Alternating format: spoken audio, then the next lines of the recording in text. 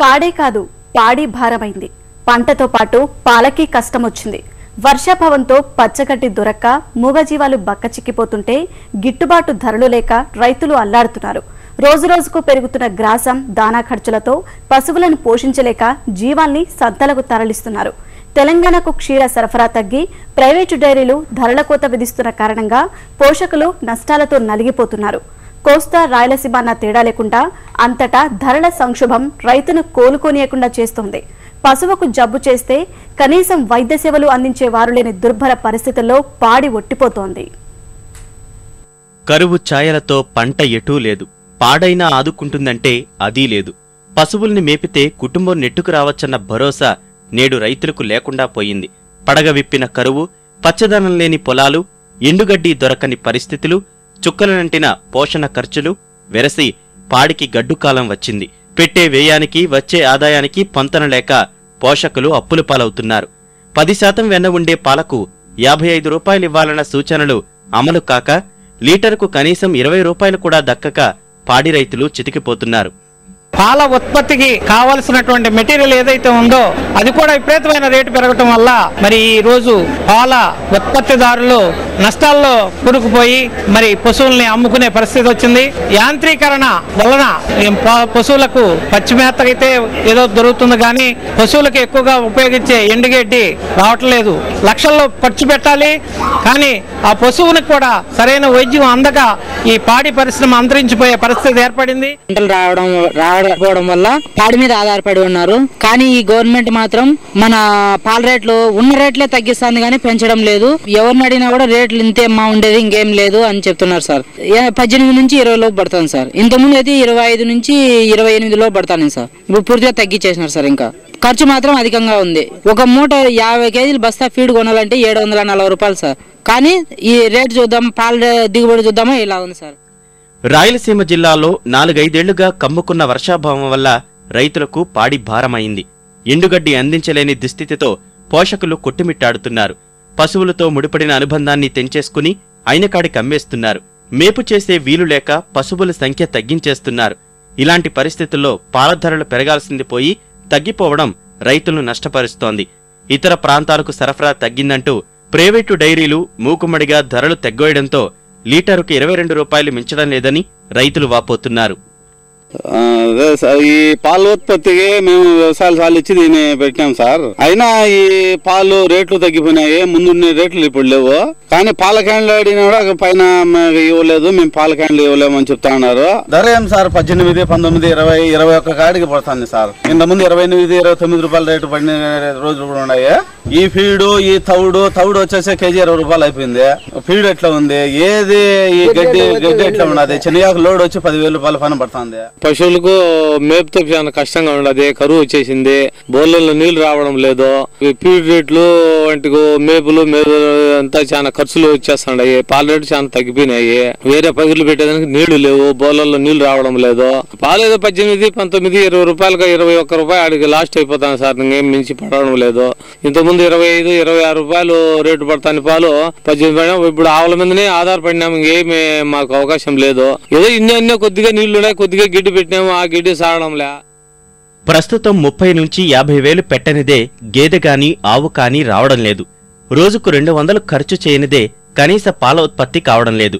ఇంత కష్టపడుతున్న పోషకులకు రోజుకి కనీసం 150 రూపాయలు ఆదాయం రావడం లేదు.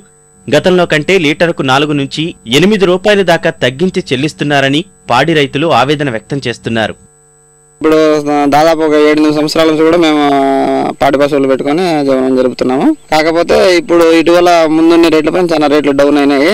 దాన్ని బట్టించి మాకు ఏం లాభదాయకం అంటే ఏం లేదు, దిగుబడి తగ్గిపోతుంది. మామూలుగా అయితే ఇప్పుడు ఎక్కువ ఫీడ్, తౌడు రేట్లు ఎక్కువ అయిపోయినాయి. గడ్డి చాలా విపరీతంగా ఆందోళనకరంగా పరిస్థితి. కాలం వర్షాలు పడకుండా పోవడంలో బోర్లు వేసినా కానీ నీళ్ళు రావడం లేదు. రెండోది వచ్చేసి గడ్డితో చాలా ప్రాబ్లంగా ఉంది. బయట ఎక్కడ పోయినా టాటర్ లోడ్ గడ్డి వచ్చేసి 14,000 నుంచి 15,000 వరకు గడ్డి అవుతుంది. వచ్చేళ్ళకి ట్రాన్స్పోర్ట్ ఖర్చు మొత్తం అంతా. ఆవులు అంటే పోతే 50-60 రూపాయలు అయిపోయినాయి. వచ్చేసి అవి పాల రేట్లు అంటే పోతే ఇంతకుముందు 28, 27 పడుతుంది. ఇప్పుడు వచ్చేసి చాలా తక్కువ 19, 20 రూపాయలు అట్లా పడుతున్నాయి. ఫీడ్ అంటే వచ్చేసి ఎంట పోతే ఎక్కువ రేట్లు పెరిగిపోయినాయి.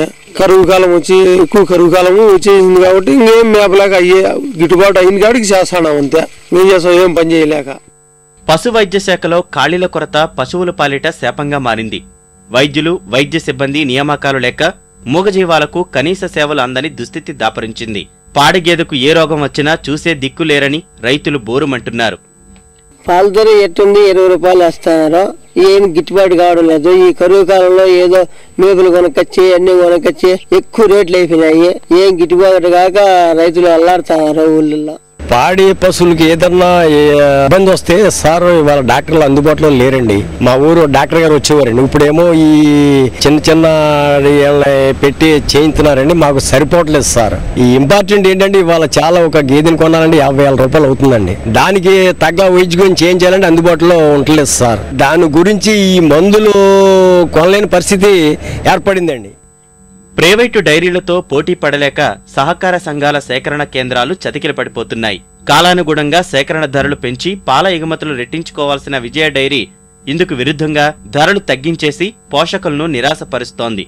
సర్కారు కూడా రైతుల ఇబ్బందులపై దృష్టి పెట్టనందువల్ల పాడి పరిశ్రమ సంక్షోభంలో కూరుకుపోతోంది.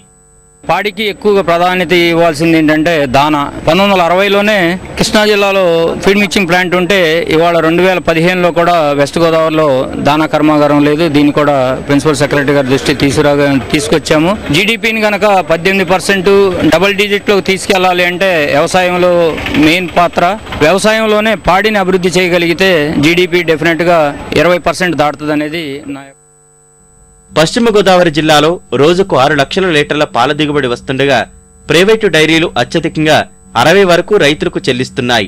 అదే విజయ డైరీ మాత్రం వెన్న శాతాన్ని బట్టి గరిష్టంగా 45 మించి ఇవ్వడం లేదు. ప్రభుత్వం నిర్దేశించిన 2 అంకెల వృద్ధి సాధించాలంటే రాయితీలు, ప్రోత్సాహకాలు అందించాలని రైతులు కోరుతున్నారు. సర్కార్ ఆధ్వర్యంలో నడిచే వసతి గృహాలు, పాఠశాలలు, అంగన్వాడీ కేంద్రాలకు పాల సరఫరా చేస్తే గిట్టుబాటు ధర వస్తుందని సూచిస్తున్నారు. 2002లో 2,000 లీటర్ల పాల నుంచి మా భీమడోల్ డైరీలో 50,000 లీటర్ల దాకా వెళ్ళి ఇప్పుడు ఒక అవస్థతో చిన్న పరిణామాల తేడాలతో మేము మళ్ళీ ఇప్పుడు 25,000 లీటర్లు మళ్ళీ దిగి మళ్ళీ పెంచుతాకి ప్రయత్నం చేస్తున్నాము. అయినా కానీ మాకు ఎందుకన్నా కానీ సరైన అటువంటి సహకారం మాకు లభించట్లేదు. లేదంటే 1,00,000 లీటర్లు కనీసం మేము ఈ పాటికి చేయగలిగేవాళ్ళం. ఇటు పాలకి మనకు ప్రత్యేకంగా ప్రైవేట్ డైరీల వల్ల మాకు పోటీ ఎక్కువయ్యి పాలు మేము సేకరించలేకపోతున్నాము. డబ్బు సహకారంతో సబ్సిడీ మీద మేము మందులు కానీ వ్యాక్సినేషన్స్ కానీ అని ఇస్తున్నాము. కానీ అది చాలతలేదు. ఇప్పుడు తెలంగాణ కూడా ప్రతిరోజు 2.5 లక్షల లీటర్ల పాలు మనకి హైదరాబాద్ కానీ ఆ సరౌండింగ్స్ కానీ వెళ్తున్నాయి. ఈ పాలు గనక తెలంగాణకి వెళ్ళని పరిస్థితిలో మనకి ఇప్పుడున్న పాలు 2.5 లక్షలు 3 లక్షల లీటర్లు సుమారుగా మనకి స్టాగ్నెట్ అయిపోతాయి. రెండోది ఏంటంటే ఇప్పుడు గవర్నమెంట్ హాస్టల్స్ ఉన్నాయి, స్కూల్స్ ఉన్నాయి. అన్ని చోట్ల కంపల్సరీగా కోఆపరేటివ్ డైరీ ద్వారా వెళ్ళే పాలు వాడటం మొదలు పెడితే అది స్కూల్స్కి, పర్యావరణానికి, తర్వాత మన పాలు మన పిల్లలు తాగుతారు ఎదురుగుండా. దాంట్లో కల్తీ ఉండడానికి అవకాశం చాలా తక్కువ. గ్రాసం సమస్యను అధిగమించడానికి ప్రభుత్వం పశుగ్రాసం భద్రతా విధానం ప్రారంభిస్తున్నట్లు 2 నెలల క్రితం ప్రకటించింది. గడ్డి కోసం 205 కోట్లు కేటాయించినట్లు ఘనంగా వెల్లడించింది. క్షేత్రస్థాయిలో విధానం నేటికి పట్టాలెక్కలేదు కాబట్టే పశువులు సంతలకు తరలిపోతున్నాయి. నీళ్లకు అందే ధర కూడా పాలకు రాక రైతులు కష్టాలు పాలవుతున్నారు. రైతులను ప్రోత్సహించేందుకు తెలంగాణ సర్కార్ లీటర్కి 4 రూపాయల సేకరణ ధర పెంచితే అదే ఇక్కడ మాత్రం 4 రూపాయల కంటే తక్కువ చేసి పోషకులు పొట్టగొడుతున్నారు. నిత్యం సమీక్షల పేరుతో కాలయాపన చేయడం తప్ప ప్రభుత్వ శాఖల నుంచి సహకారం అందడం లేదనే విమర్శలు వెల్లువెత్తుతున్న నేపథ్యంలో పాడి రైతుల గోడును సర్కార్ పట్టించుకుని వారికి భరోసా కల్పించాలి.